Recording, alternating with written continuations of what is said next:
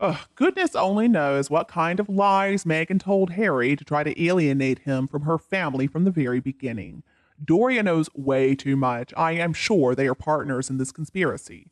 So today, I want to talk a little bit about Meghan's caretaker from the time she was about 8 years old, all the way through middle and high school, and then to funding her university studies in international communications at Northwestern in Illinois. And of course, Northwestern does not divulge information about her degree status. History teaches us that opportunistic social climbers from humble backgrounds have been known for trying to deny their commoner roots during their rags to riches story, and they use every opportunity that came their way to be noticed by people with influence. Intelligent, pretty, and slim young girls are known to be idolized by plain looking parents like Thomas, who maybe had dreams of seeing his baby up there on the big screen, and he probably nurtured her self confidence just a little too much. Maybe Thomas unintentionally helped to develop Meghan's superego because he did work in Hollywood, and he probably did want to see his own daughter's name up there in the lights. I suspect that it was Thomas who really encouraged Meghan's dreams, reinforcing and encouraging this idea in Meghan's head that she was going to be a big star someday. When she failed auditions time and time again, maybe she felt like her father had deceived her because he was too confident in her abilities. Maybe she assumed that as a lighting director with Hollywood status, her father had a lot more influence than he actually did. She could have even felt tricked by him, and from an adolescent perspective, maybe Thomas did kind of trick her. And maybe that was when she let herself go and was lured into drugs and acting in porn films. And I'm not trying to judge her or sympathize with her here. I'm just analyzing what could have happened, having read many truths in actors' autobiographies about their upbringing.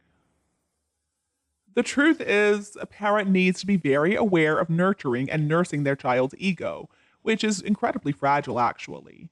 After reading Meghan's tributes to her father when she was younger, perhaps this was the case. Clearly, Thomas allowed her to believe that she was the center of his world from an early age, and clearly, she never got rid of that belief in herself.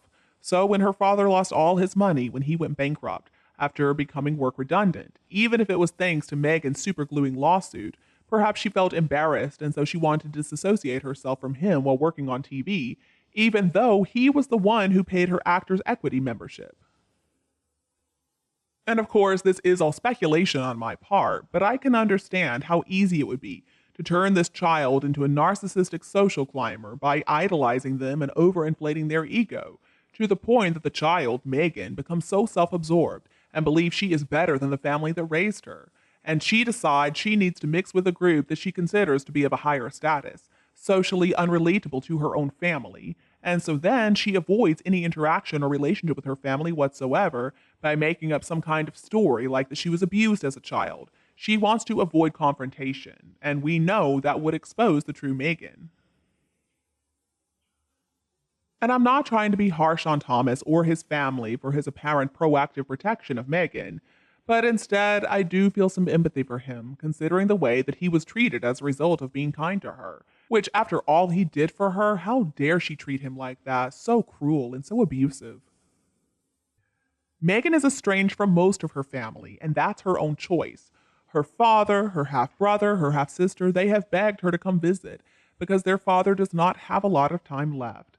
And all he really wants right now is just to see Meghan. He wants to see Archie and Lilibet if they're real before he passes away. But Meghan refuses to allow him to meet his grandchildren. Now, the fact is, he didn't play his part for her wedding because she didn't want him to. So she wrote him and her siblings out of her story altogether. And Meghan has never really had much of a relationship with any of her aunts or uncles or cousins on either side, except for that one uncle who worked at the Argentinian embassy. She definitely had a use for him, so he hired her to work at the consulate over the summer. And then when fall rolled around, well, she got rid of him too. Basically, it seems like if Meghan can use a family member, well, she's going to use them. She can act sweet and kind and loving, but as soon as she's done with them, she throws them away. That's because when the family member has served their purpose, she's done with them. She moves on. And hopefully before the family member speaks to the media. Although if, or rather when they do talk, she makes sure they live to regret it by telling some awful lies about them. Unless, of course, they do have something in their past that she can dig up.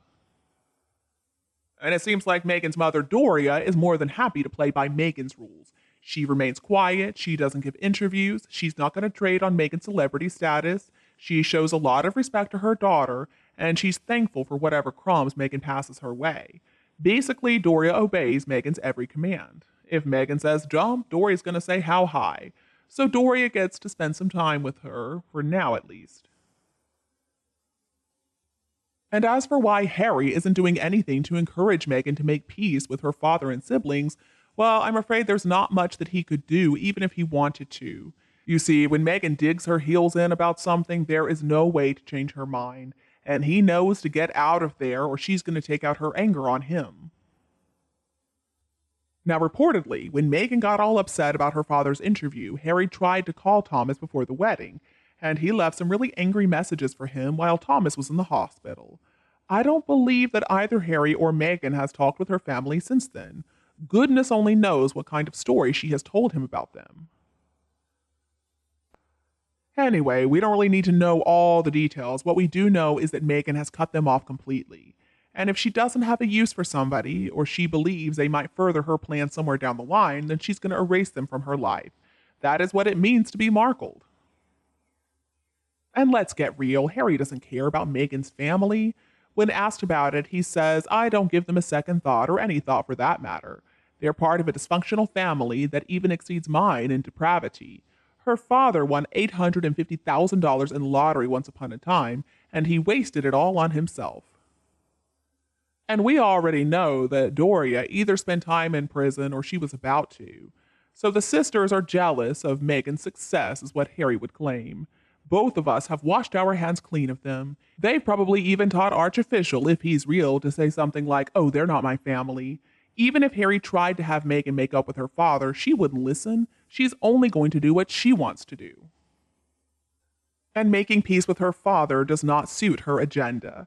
I'm guessing Harry probably did try to get her to make peace early on in the marriage, but I'm guessing that is now off the table, and he knows better than to ever bring it up again. We don't know what happens behind closed doors, but at one point he did know right from wrong. It looks like Harry just doesn't have the power to ask her to change. And you, what do you think about this relationship? Please tell me your opinion below in the comments. If you preferred our video today, don't be afraid to like and share it with anyone else who needs it. And remember to subscribe